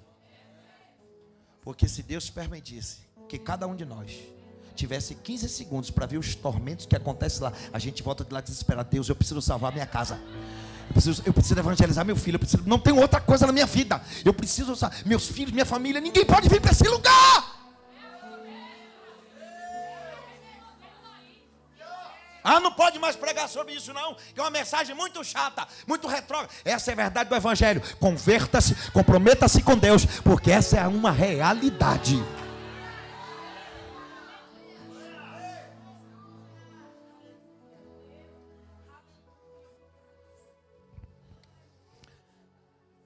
Ai, Deus, aí foi tarde demais. A gente precisa sair, meus irmãos. Por favor, me perdoe. Você sabe que eu gosto do... Por favor, não me leve a mal, não se chateie, não fique zangado, magoadinho, que olha, o céu não vai magoado, hein? Então, não se magoe, não se chateie, mas a gente precisa acabar e sair desse evangélico filosófico, esse evangelho mimimi, esse evangelho de coisinhas fofas, docinho, algodão doce. A realidade é dura. Precisamos ser verdadeiros. Pregar que existe um lugar de tormento e Deus não quer levar ninguém para lá, a pessoa decide sozinha.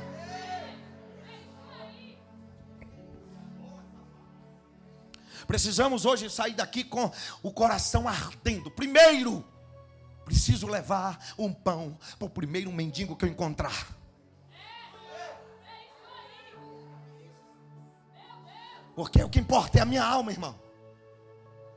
É a minha alma. Mas para esse homem foi tarde demais.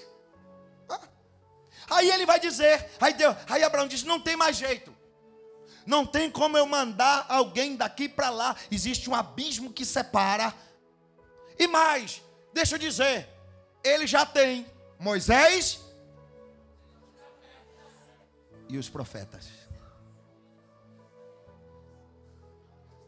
Aí ele vai dizer assim, mas se mandar um milagre, se mandar um defunto que levantou, eles vão querer. Aí vai dizer, eu já conheço essa conversinha fiada. Eu já conheço essa conversinha, porque o que salva no milagre é a palavra, é o compromisso, é uma vida reta, santa, é entender o sacrifício salvífico. Tem gente ganhando milagre aqui e se desviando amanhã. Não adianta chegar lá, não tem papel, nem 9, nem 171. Se eles não ouvem Moisés e os profetas, não adianta levar defunto para pregar.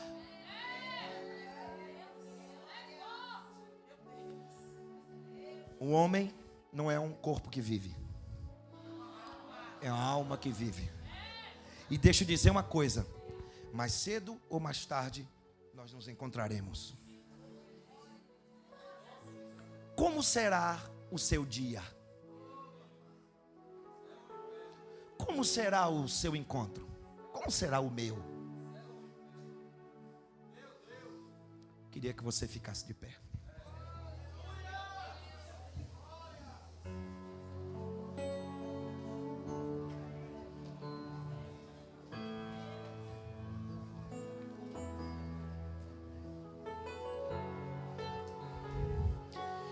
Olha aqui, meus irmãos.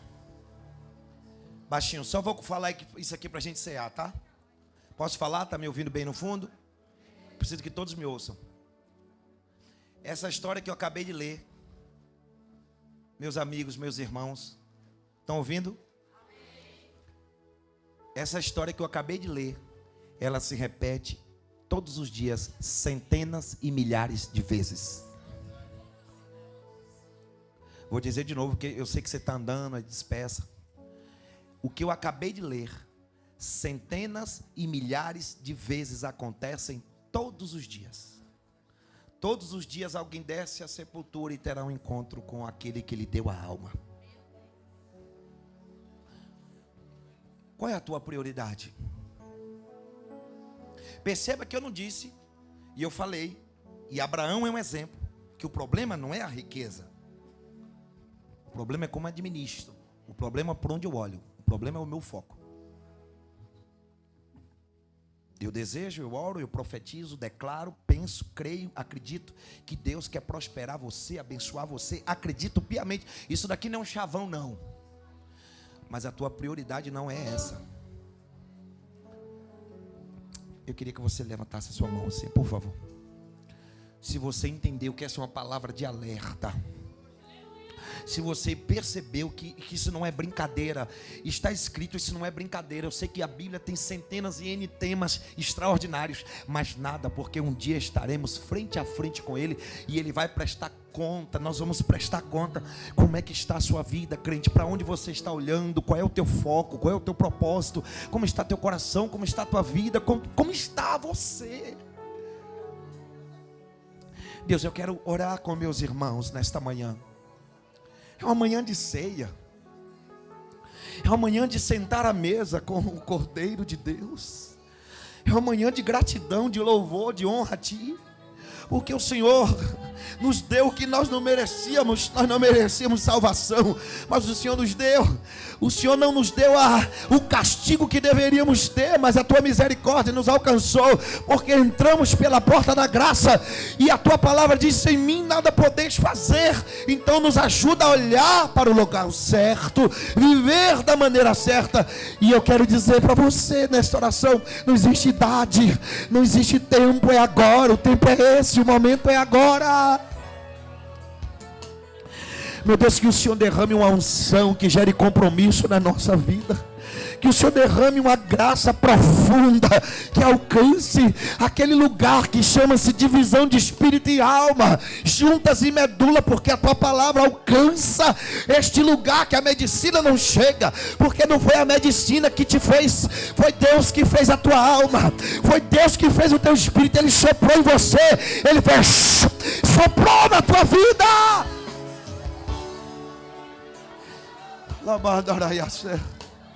Tenha a mesma dedicação de cuidar do seu corpo, mas cuide de maior forma da tua alma. Se preocupe sim com as coisas, sim, claro, mas foque, dedique teu esforço, teu investimento nas coisas de cima. Aqui pode ser que tem irmãos com a alma gritando, pedindo socorro, mas está preocupado com coisas, e a alma gritando: eu preciso ser alimentada, eu preciso ser cuidada, eu preciso ser alimentada, eu preciso ser restaurada. E você ainda não está entendendo. Sabe o choro que você não sabe, sabe aquela aflição que você não entende, sabe aquele acordar desesperado? É a tua alma sacudindo a sua carne.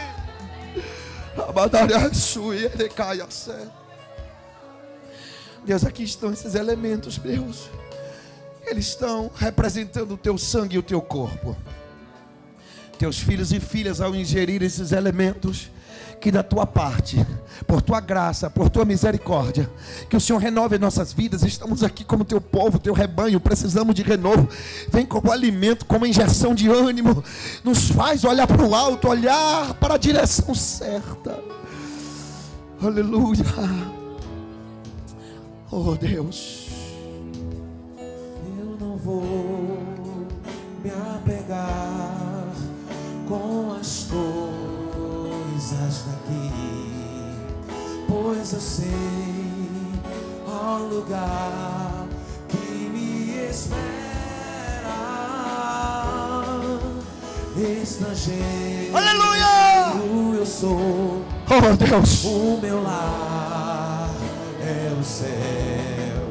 Meu Jesus vem buscar a sua noiva. Ele virá, e Ele virá num piscar de olhar. Quem estiver pronto com Ele irá, na sua glória com Ele morar. Ele vem, não mais tristeza, não mais temor. Junto com os anjos cantar eu vou. Digno é o Cordeiro que se entregou.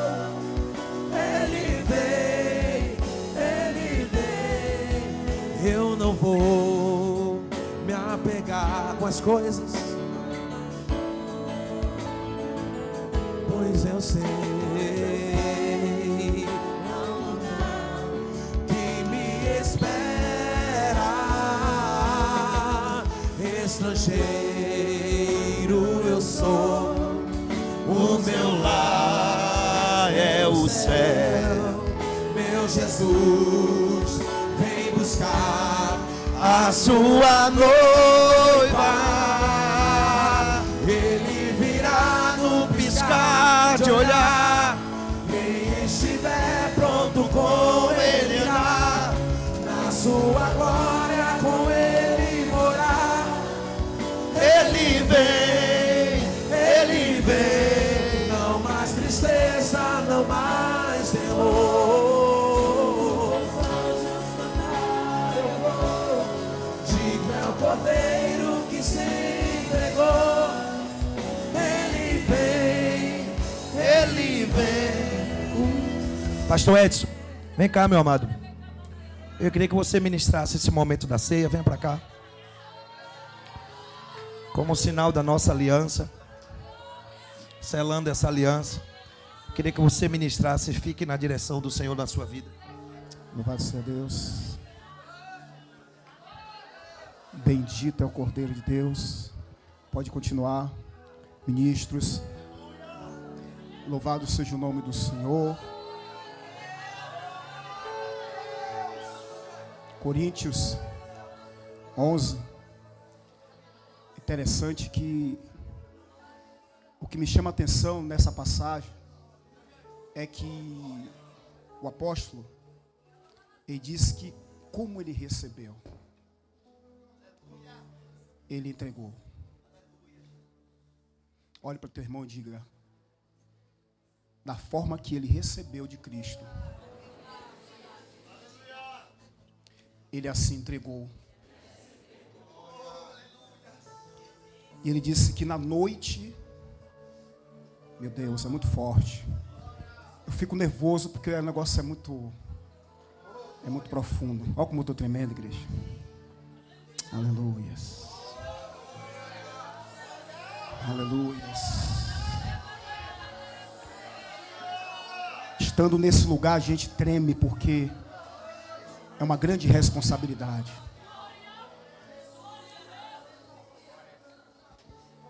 Ele tomou e disse que na noite que ele foi traído, ele tomou o pão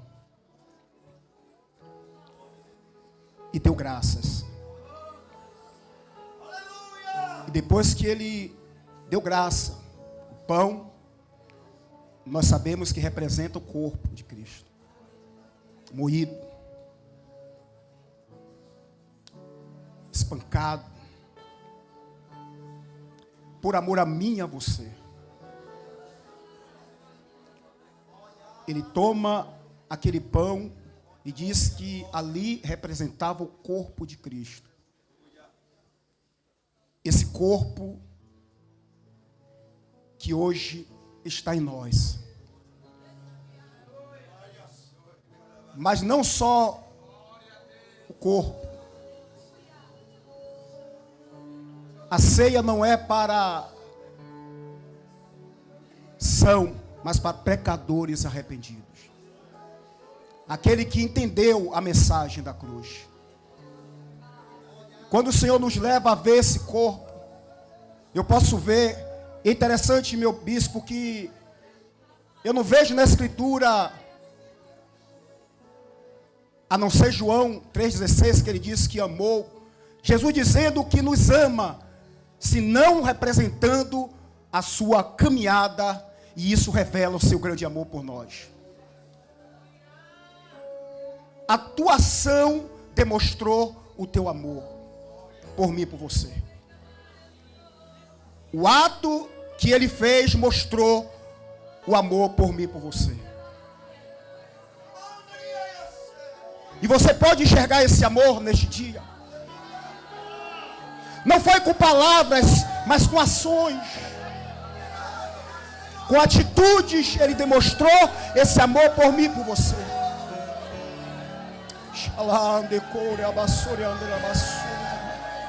Oh, aleluias. Foi com atitudes. Foi com atos. Não foi com palavras somente, mas com atitudes. E aqui está o sinal do seu amor. Aqui está a demonstração do teu verdadeiro amor por mim e por você. Oh, aleluias. O corpo que hoje está transformado em um corpo de glória. Depois de ter tomado o pão e tendo dado graças, dê graças a Deus. Toda vez que você faz isso, querido, você faz em memória dele. Aí você pode trazer à sua memória o grande amor que ele tem por mim e por você. Você pode ver isso no reino espiritual. Você pode enxergar isso neste dia? Oh, aleluias.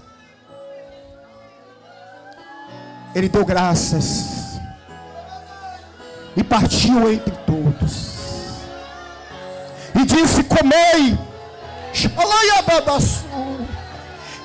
é meu corpo que é partido por vós. Oh, aleluia. É o momento de você se alegrar. É o momento de você dar um brado de glória. Foi por você, foi por mim, foi por nós que Ele fez isso. Oh, aleluia. Coma.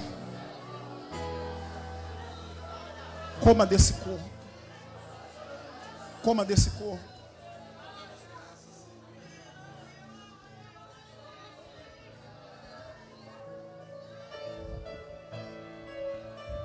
Quando você está mastigando, você vai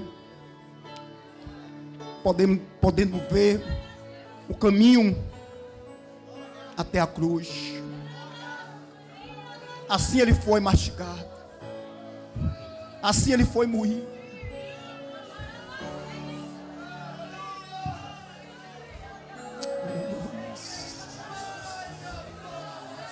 Foi por amor. Foi por amor. Se isso não for amor, o céu não é real. Tudo perde o valor. Oh, aleluia. Se isso não for amor. Oh, aleluia. Se isso não for amor, o céu não é real, queridos. Foi amor, sim. Oh, aleluia.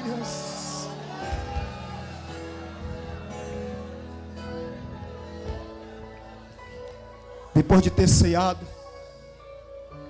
Ele tomou o cálice. Levante seu cálice. E disse: esse é o cálice da nova aliança. A primeira aliança foi quebrada, mas a segunda foi irrepreensível. A segunda aliança, Ele foi fiel até a morte, e morte de cruz. O sangue, o suco, que representa o sangue do Cordeiro. O sangue do inerrante, inefável, infalível, fiel, justo, poderoso. Esse sangue que foi vertido na cruz. Aliança eterna. Oh, aleluia. Esse é o sangue que nos purifica. Esse é o sangue que nos lavou. Esse é o sangue que nos transformou e que nos trouxe a vida.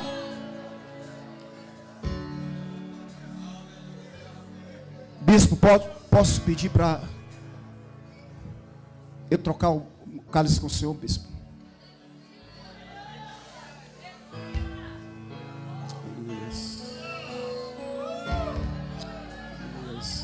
Pastora, troca o cálice com a bispa, por favor.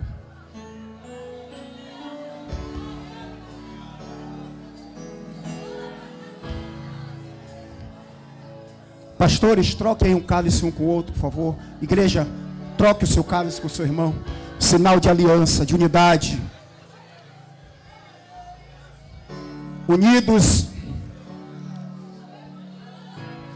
no mesmo sangue. Não há diferença. Não há gregos, não há romanos, não há gentil. Hoje somos unidos em um só sangue. Ora, basore, andere, badabassou. Não há positivo ou negativo, é tudo o mesmo sangue. Diga para o seu irmão: há uma unidade entre eu e você. O nosso sangue Aleluia! Na nossa veia corre o mesmo sangue. Não há prepotência, não há vaidade, não há inveja. Todos no mesmo sangue, no mesmo poder, na mesma unção, no mesmo amor. Só quem acredita nisso dá um brado de glória a Deus. Aleluia! Não há maior, não há menor. Oh, aleluia! Diga para seu irmão, diga algo para ele. Unidos no mesmo sangue. Há uma diferença de... Aleluias.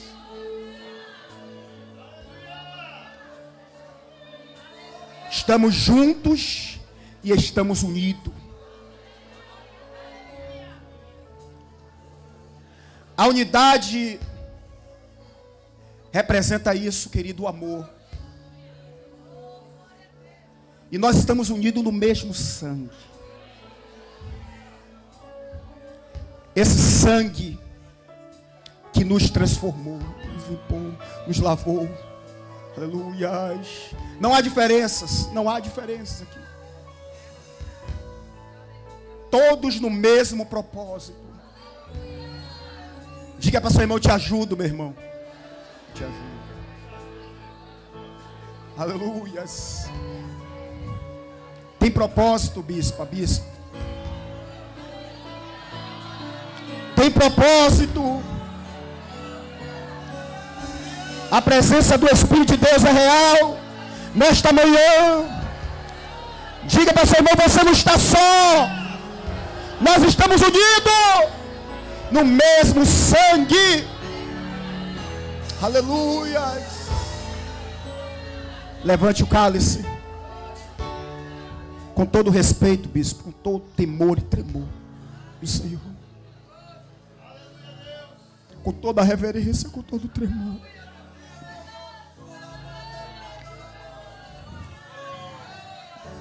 Aleluias. Com tremor e tremor ao Senhor. Com tremor e tremor ao Senhor. Senhor, apresenta esse cálice. Oh, Senhor, o Senhor sabe, Deus.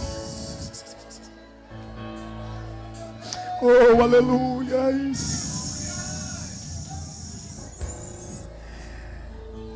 Aleluias. Beba do sangue. A vida.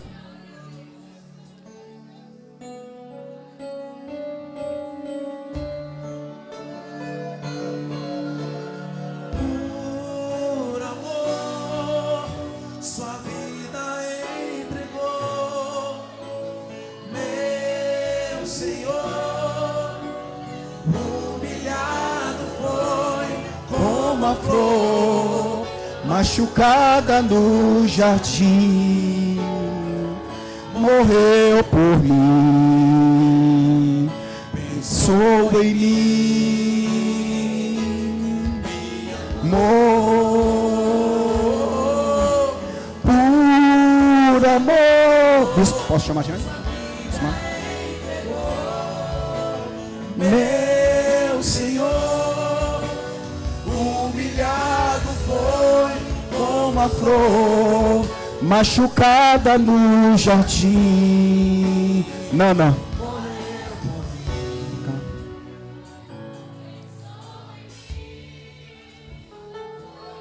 E amor.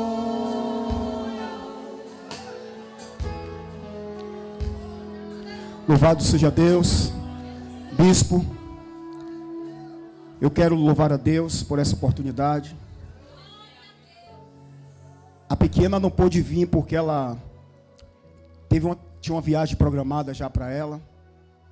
E eu confesso que eu tinha esquecido dessa viagem. Com a pequena, com a tia. E aí quando foi ontem que a pastora lembrou que ela tinha uma viagem hoje, mas queria muito que ela estivesse aqui. Mas está aqui Giovana, que é a mais velha. Temos 25 anos. 25 anos. De muitas lutas, guerras, batalhas. Mas nunca estivemos só. O Senhor sempre esteve conosco. E eu quero agradecer por esta honra, essa oportunidade que o bispo Divani nos deu. Não foi por vaidade, não. Até mesmo que eu não gosto. Eu sou muito reservado. Eu não gosto de estar em todo lugar, bispo. Mas eu gosto de estar no meio do povo de Deus. E eu quero agradecer, em nome também de Ana Clara, que não está aqui, e no nome de toda a membresia daquele lugar ali na Sucupira. E dizer, como o bispo falou, foi algo assim que foram 3 sonhos que eu tive. E quando eu falei com o bispo, ele testificou. Mas quando eu saí, bispo, do Misa, que foi onde eu nasci, o primeiro lugar que eu vim foi aqui, mas eu não estava preparado. Mas depois eu vou dar o testemunho, que não vai dar tempo. Há 15 anos atrás, quando Deus me direcionou, eu vim aqui, mas não estava preparado. E hoje eu sei porque eu estou aqui. Mas é para o nome do Senhor ser glorificado. Para Ele ser exaltado, magnificado. Aplauda Ele porque Ele é poderoso. Elas aqui falam também muito. Pastora também prega mais do que eu, viu? Prega mais do que eu, sou muito sincero. Eu louvo a Deus por essa família. Eu louvo a Deus. Aquelas que estiveram aqui é minha sobrinha e minha irmã Lília. Outros queriam estar aqui, mas muitos foram trabalhar. E hoje, bispo, lá nós damos o segundo domingo, o domingo da família. Mas aí a gente vamos alinhar tudo direitinho. Eu quero louvar a Deus, agradecer. Que Deus continue abençoando. Abrace seu irmão com toda a alegria. Bispo, que Deus abençoe. Não vou tomar o tempo, passar para o bispo. Louvado seja Deus. Somos corpos assim bem ajustados, totalmente ligados, unidos, vivendo em amor, uma família, sem qualquer falsidade. Ô glória! Vivendo a verdade, Expressando. Deus abençoe a sua vida. Deus abençoe a sua casa. À noite teremos mais. A porção da agora foi para agora. Deus abençoe, que o Senhor te guarde, te abençoe, cubra a sua vida, a sua casa. Estender um pouco, vai me perdoando, continua me amando. Que o amor de Deus, o nosso Pai, a graça redentora e salvadora do nosso Senhor Jesus Cristo e as doces amorosas consolações do Santo Espírito de Deus esteja sobre a sua vida e sobre todo o povo de Deus, espalhado sobre a face da terra hoje e sempre. Você diz amém.